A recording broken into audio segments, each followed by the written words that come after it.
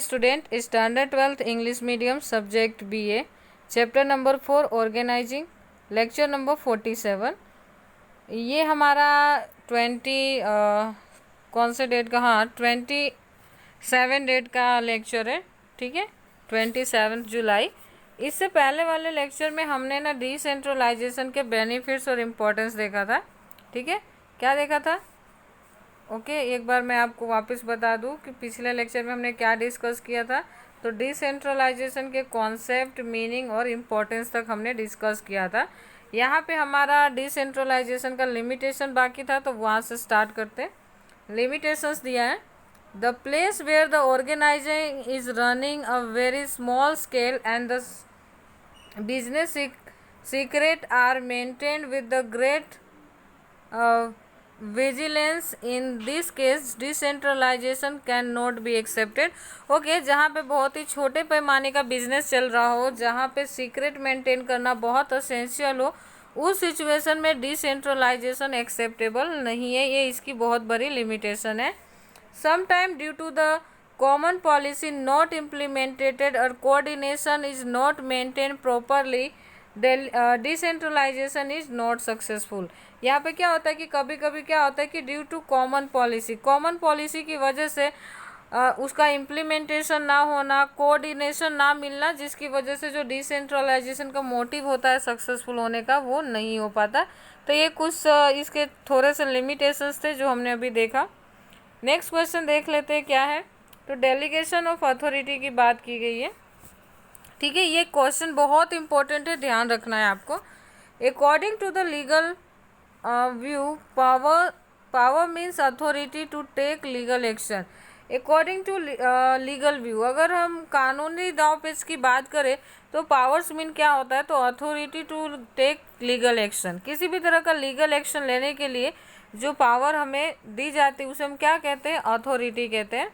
But in business unit power is to give order and also to see to it that order are followed. लेकिन business में power का मतलब क्या होता है, तो पावर का मतलब होता है ऑर्डर देना अपने एम्प्लॉयज़ को, और ये भी देखना कि ऑर्डर के हिसाब से काम हो रहे हैं या नहीं। When the size of organization become large, the upper level administrators assign some work to their helpers. जब लार्ज स्केल बिजनेस यूनिट होता है, अपर लेवल के जो काम है, जो काम का जो बर्डन है, वर्क जो लोड है, वो इंक्रीज हो जाता है, तो वो अपने कुछ काम किसे प्रोवाइड करते हैं, वो अपने हेल्पर्स को। They have to see whether the order are followed और नॉट, और फिर वो क्या करते हैं कि ये देखने का काम करते हैं कि ऑर्डर फॉलो हो रहा है या नहीं। In order to enable such a helpers to perform their task well, some powers are vested upon them. अब जो आप एम्प्लॉयज़ को काम दे रहे हो और उनसे सोच रहे हो कि वो ऑर्डर फॉलो करे, तो उसके लिए क्या ज़रूरी है कि आप उनको जो टास्क दे रहे हो उस टास्क को परफॉर्म करने के लिए कुछ पावर भी आपको वेस्टेड मीन्स की प्रोवाइड करनी पड़ेगी। This is called delegation of power और डेलीगेशन ऑफ अथॉरिटी, और इसी को हम delegation of power and authority कहते हैं। In this way, in ordinary word, it can be said that delegation of power is to enable to the other person to have power to doing task well. अगर हम ordinary manner means कि simple sentence में और simple word में बात करें तो delegation of power क्या है, तो एक पर्सन को इतना पावर प्रोवाइड करना कि वो अपने टास्क को अच्छे से परफॉर्म कर पाए। डेफिनेशन देख लेते हैं। According to the Lewis Allen, delegation of power is such a kind of process in which administrator give part of power to his helpers and along with the duties and helpers with the help of others for the purpose of working performance acceptance of such a power consciously. इसमें क्या होता है कि क्या होता है, with the help of other person, आप है ना जो हेल्पर्स को आपने जो ड्यूटी दी है, तो वो हेल्पर्स की मदद से क्या करेगा कि अपने वर्क को परफॉर्म करेगा, उसे एक्सेप्ट करेगा और कंसिस्टली इस चीज़ से रिलेटेड रहेगा और जुड़ा रहेगा। In the delegation of power the understanding of responsibility is the main thing. अब पावर डेलीगेट करने का मतलब क्या होता है कि यहाँ पे आपको ये समझना है कि आपकी रिस्पॉन्सिबिलिटी क्या है। नेक्स्ट आता है the helpers are given power and they are responsible to get work done but the final completion of work and responsibility rest with the upper level administrator only and he can not free himself from that. Okay, आपने helper को power दिया, काम दिया, उसने काम भी कर दिया, अपना रिस्पॉन्सिबिलिटी भी पूरा कर दिया, लेकिन फाइनल कॉम्प्लेशन का जिम्मेदारी किसका है? तो वो है अपर लेवल का, और वो इस जिम्मेदारी से फ्री नहीं हो सकते हैं। ठीक है, इंपॉर्टेंस की बात कर लेते हैं, देख लेते हैं इंपॉर्टेंस क्या है। Importance of delegation of authority. Delegation of power relieves upper level administrator from more work. Delegation of power क्या करता है? तो अपर लेवल का जो वर्क लोड है उसको क्या करता है? रिड्यूस करता है, कम करता है। Hence they can focus upon policy matter. कम जो वर्कलोड है अगर कम होगा तो वो जो पॉलिसी से रिलेटेड जो डिसीजंस है वो प्रॉपर तरीके से ले पाएंगे। Due to which management more efficient, और इससे मैनेजमेंट क्या होगा? एफिशिएंट बनेगा। Hence it can be said that power is a key to the administration. Power क्या है? एडमिनिस्ट्रेशन का की है, but delegation of power is the key of organisation. Okay, यहाँ पे बहुत ही इंपॉर्टेंट ऑब्जेक्टिव पूछ सकते हैं। If power is the key of administration then what is delegation of power?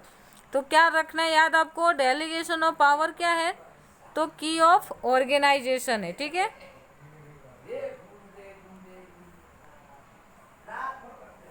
First है work efficient management. Due to the delegation of power the officer working on higher level.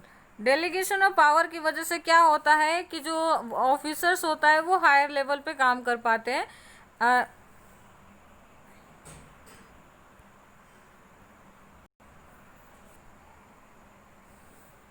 Okay, and have a less burden work and the routine work are hence distributed, resulting in the focus on the important areas.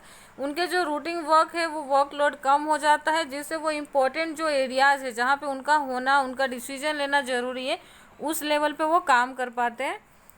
At the same time, they can meet the objective due to which the business unit get work efficient management. And same situation में क्या होता है कि हम अपने objective को achieve कर पाते हैं, and which business get work efficient management, और बिजनेस को एक अच्छा मैनेजमेंट मिलता है। सेकेंड पॉइंट देख लेते हैं, डेवलपमेंट ऑफ एम्प्लॉयज़। जब आप लोअर लेवल पे काम करने वाले एम्प्लॉयज़ को उनसे और ज़्यादा एक्सपेक्टेशन रख के आप कुछ और प्रोवाइड करते हो उनको काम और पावर, तो उनका क्या होता है कि उनका डेवलपमेंट होता है। वो डिफ़िकल्ट सिचुएशन में डिसीजन लेने में कैपेबल होते हैं, काम करने में कैपेबल हो जाते हैं। Different employees working in the organisation get an opportunity to work and take decision due to the decentralisation of power. Different employees working in the organisation, आप देख रहे हो कि ऑर्गेनाइजेशन में एक से ज़्यादा एम्प्लॉयज़ काम करते हैं और उनको ये अपॉर्चुनिटी मिलनी चाहिए कि वो अपने काम से रिलेटेड डिसीजन ले पाए, जिससे डिसेंट्रलाइजेशन का यहाँ पे पूरी तरह से हम यूज़ कर पाएंगे। Due to which their confidence is improve. इससे क्या होगा कि उनके अंदर रही हुई कॉन्फिडेंस है वो और इम्प्रूव होगा। They can have a better decision making capacity, और उनके अंदर डिसीजन मेकिंग कैपेसिटी डेवलप होगी। And take logical decision due to constant need of taking decision, और उनके अंदर एक लॉजिकल डिसीजन पावर डेवलप होगा और वो क्या कर पाएंगे? अच्छे से डिसीजन ले पाएंगे। नेक्स्ट आता है मोटिवेशन। आपको पता है कि किसी भी पर्सन के लिए मोटिवेशन कितना ज़्यादा इम्पोर्टेंट है। अगर आप किसी भी बहुत ही मतलब कह सकते हैं ना बहुत ही कमज़ोर वीक पर्सन को भी अगर अच्छे से आप मोटिवेट करो ना, तो भी बड़ा से बड़ा काम करने के लिए तैयार हो जाता है, वो रिस्पॉन्सिबल हो जाता है। Due to the delegation of power the employee have a chance to develop their abilities. एक बार आप किसी को कोई पावर और अथॉरिटी और रिस्पॉन्सिबिलिटी प्रोवाइड कर देते हो तो उनके अंदर जो रही हुई एबिलिटी होती है ना वो क्या होता है? डेवलप होने लगता है। Due to which they also gain psychological benefits, और इससे क्या होता है कि उनको साइकोलॉजिकल बेनिफिट्स मिलता है।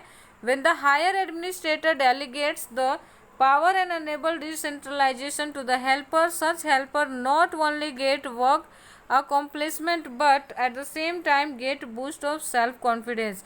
जब आपसे ऊपर वाले लेवल पे काम करने वाला कोई पर्सन आप पे ट्रस्ट करके आपको कोई रिस्पॉन्सिबिलिटी देता है और आप उस काम को जब बहुत अच्छे तरीके से फिनिश करते हो तो उससे क्या होता है कि आपका सेल्फ कॉन्फिडेंस बूस्ट होता है, मीन्स कि बढ़ जाता है।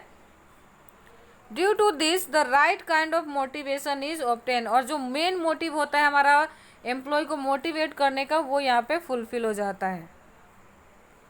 नेक्स्ट है 4th number, benefit of specialisation. जरूरी नहीं है कि अपर लेवल पे काम करने वाले लोगों के अंदर ये स्पेशलाइजेशन यानी खासियत है। किसी भी लेवल पे काम करने के वाले एम्प्लॉयज़ के अंदर गॉड गिफ्टेड कुछ ऐसी स्पेशलाइजेशन होती है जो बाकियों के पास नहीं होता, तो हमें इसी स्पेशलाइजेशन का यूज करना है उनको पावर और रिस्पॉन्सिबिलिटी देकर। In a single unit it is a possible that all employ may not have a ability in all field of areas. ये पॉसिबल है कि एक एम्प्लॉय सभी एरिया में कैपेबल हो, ये पॉसिबल ही नहीं है, क्योंकि कुछ ना कुछ उसके अंदर कमी ज़रूर होगी जहाँ पे वो काम नहीं कर पाएगा। It is obvious that such ability is not possessed by all, but due to decentralization of power different people are assigned different kind of work, and hence the benefit of the specialization skills such a people obtain in the matter of their ability skill varieties of excellence।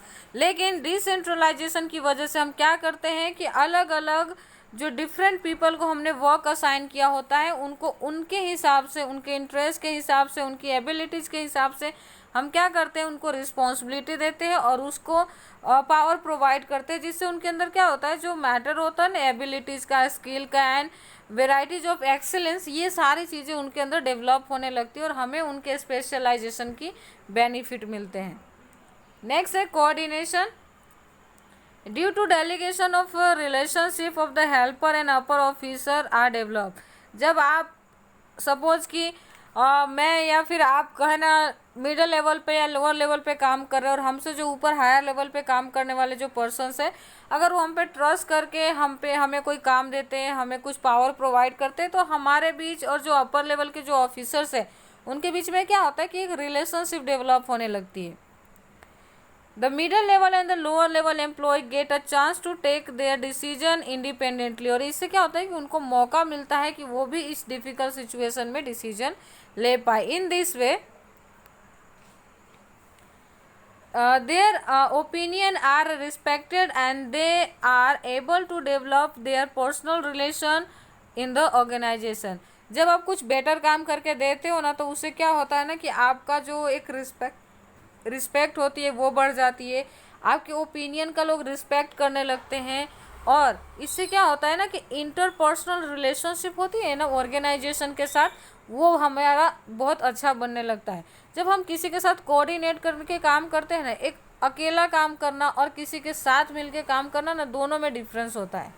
क्योंकि क्या होता है ना कि जब साथ मिलके काम करोगे ना, तो जिस डायरेक्शन में शायद हमारी थिंकिंग ना जा पा रही हो, उस डायरेक्शन में जो हमारा पार्टनर है, हमारा जो फ्रेंड है, हमारा जो कलीग है, वो सोच पाए, और इससे हमें क्या होगा कि आपके साथ साथ जो आपकी जो संस्था है, जो ऑर्गेनाइजेशन है, जो कंपनी है, उसको भी बेनिफिट मिलेंगे।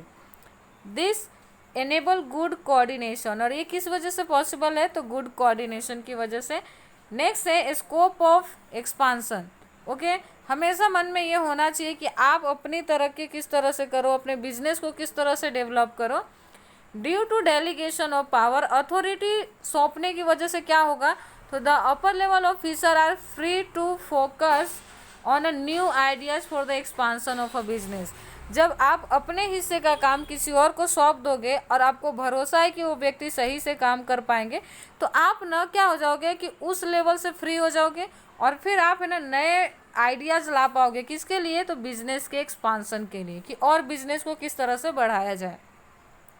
This enable long life to the organisation is in the doing business, और इस तरह से आपका बिजनेस लॉन्ग टर्म के लिए मार्केट में एग्जिस्ट होगा, आपका organisation is in the doing business करने में कैपेबल हो जाएगा। ठीक है, तो ये था हमारा importance of delegation of authority.